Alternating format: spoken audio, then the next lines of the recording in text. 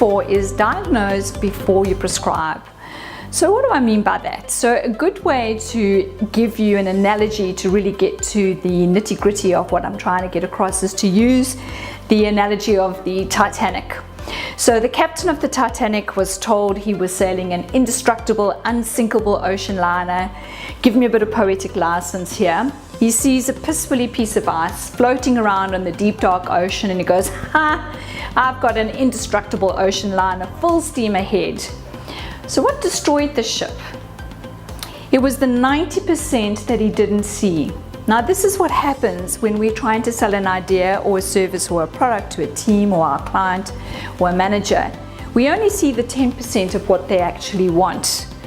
We don't see the hidden needs, the 90% below the waterline, and that's actually driving the decision that's ultimately going to entice them to our solution, our idea, our service, our product. So I want to give you a little script or a formula that you can use to really tap into these hidden needs below the waterline.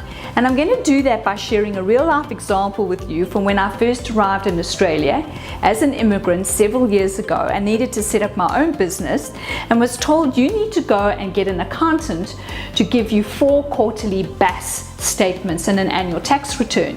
And I had no idea what they were talking about.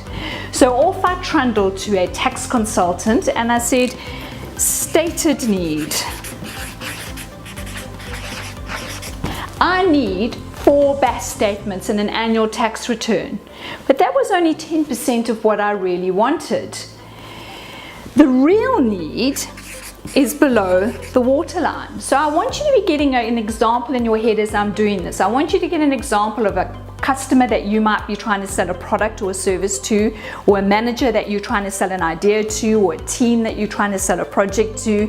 And I want you to think about what their stated need is, and that's only 10% of what they really want. And then I want you to think about what their real need is. So the real need is the big picture. It's the context. It's the situation that's causing the need for the stated need. So my real need was, I need you to explain the Australian tax system to me because I don't understand it. But I don't actually say that because I think it's implicit in my stated need. But I forget my tax consultant isn't a mind reader, and you're not a mind reader either. So we need to ask these questions to get this information. The next needs that we need to tap into are the unstated needs. The unstated needs. Now, in my next step, I'm going to talk about how we get those hidden unstated needs. But for now, I just want to refer to Dr. David Rock, a neuroscientist, who talks about the fact that every single person has 5 unstated needs, and he uses the SCARF model to explain those. But more on that in the next video. So moving on, the next need is a delight need. The delight need is something that you can offer, but your client or your team or your manager doesn't know that you have it to offer, so they can't ask for it.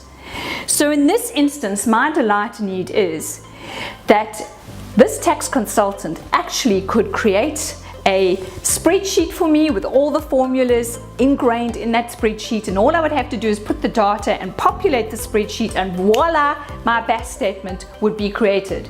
But I don't know to ask for that option because I don't even know it exists. And my final need is my secret need. Now this is probably a gem. This is a need we really need to get at.